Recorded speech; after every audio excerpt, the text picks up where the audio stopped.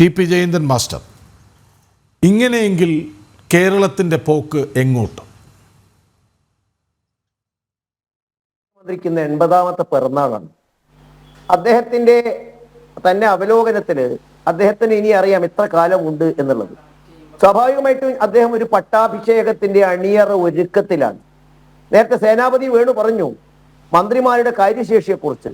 കേരളത്തിലെ മുഖ്യമന്ത്രി അത് ആഗ്രഹിക്കുന്നില്ല. കേരളത്തിൽ കാര്യശേഷിയുള്ള ഒരു മന്ത്രി പട ഉണ്ടാകണമെന്നോ കേരളത്തിലെ ജനങ്ങൾക്ക് നേട്ടങ്ങൾ ഉണ്ടാകണമോ എന്ന് അദ്ദേഹം ആഗ്രഹിക്കുന്നില്ല. പകരം തന്റെ അനന്തരാവകാശിക്ക് അധികാരം ലഭിക്കണം. അതിനുവേണ്ടി പ്രത്യേക അനുമതി അദ്ദേഹത്തിന് മാത്രമേ ബാധകമുള്ളൂ. ശ്രീമതി ടീച്ചർക്ക് പോലും ആ അനുമതി ലഭ്യമല്ല. കേരളത്തിലെ ജനങ്ങൾക്ക് ക്ഷേമ ഐശ്വര്യങ്ങൾ നൽകാനല്ല ഞാൻ വന്നിരിക്കുന്നത്. 3 കാര്യങ്ങൾ മാത്രം ഞാൻ ഈ പരിമിതമായ സമയത്തിൽ ചൂണ്ടിക്കാണിക്കാം. CPM-ന്റെ 9ാം വാർഷികത്തിൽ നമ്മളിപ്പോൾ പ്രോഗ്രസ് റിപ്പോർട്ടാണല്ലോ ചർച്ച ചെയ്യുന്നത്.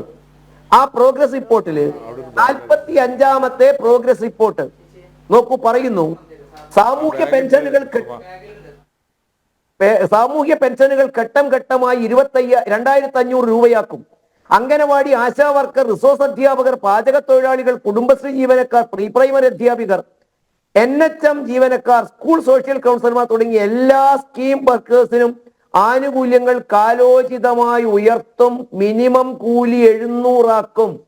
സുരേഷ് സാർ, ഇത് ഇടതുപക്ഷത്തിന്റെ പ്രകടന പത്രികയാണ്. മറ്റൊന്ന് 45ാമത്തെ ഹെഡിംഗ് ആണ്.